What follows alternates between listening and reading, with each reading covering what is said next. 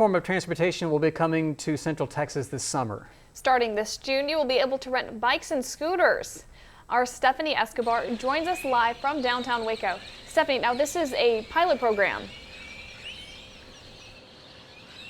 Andrea, a ride-sharing company called Gotcha will bring 50 bikes and 50 electrical scooters to downtown Waco that you'll be able to rent from bike racks like this one. The new form of transportation is bringing a lot of excitement, but also some concern. William Conrad, who works at his law office in downtown Waco, has enjoyed new amenities in the city. I welcome changes to downtown. I've enjoyed a lot of the new things that are going on in downtown. Starting this summer, downtown will have rental bikes and scooters. The city selected Gotcha as the vendor for the pilot program. I think a shared mobility program with e-bikes and e-scooters are a good complement to the growth that's already happening downtown.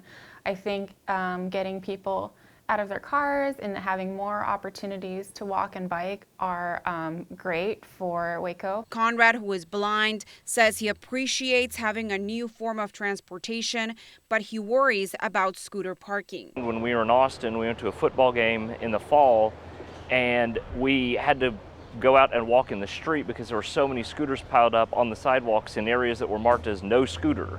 And so I don't want that to happen in Waco. City of Waco senior planner Chelsea Flagger says there will be consequences to those who don't park in the designated parking areas in downtown, uptown, and Elm Avenue. There is going to be a small fine associated with that. And if they park in an area that specifically has been designated no parking, or for example, totally outside of the pilot program area, then there'd be a much larger fine. So there's both carrots and sticks to help encourage appropriate parking.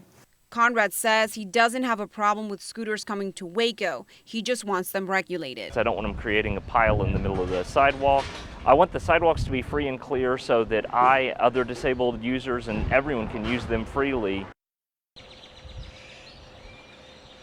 You can rent the bikes and scooters through a phone app. You must be 18 years of age and wear a helmet. You'll also have to stay off the sidewalks, but you'll be able to use them on the Riverwalk. Live in Waco, Stephanie Escobar, Central Texas News Now.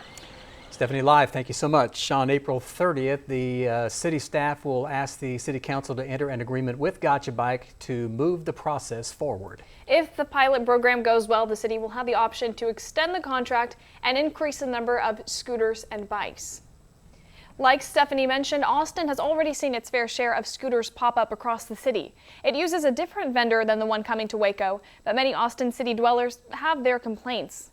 According to the Austin Statesman, there have been over 1,400 reports or complaints over the electric scooters in the last year. Many residents becoming concerned about the dockless devices blocking sidewalks, going too fast around children, and cluttering city parks and playgrounds. However, even after all the grief scooters have brought to some Austin residents, according to the Austin American Statesman, the scooters helped bring in over $750,000 for the city.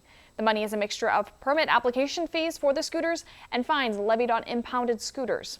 That money went into helping out with sidewalk fixes, cleanup, and parking enforcement.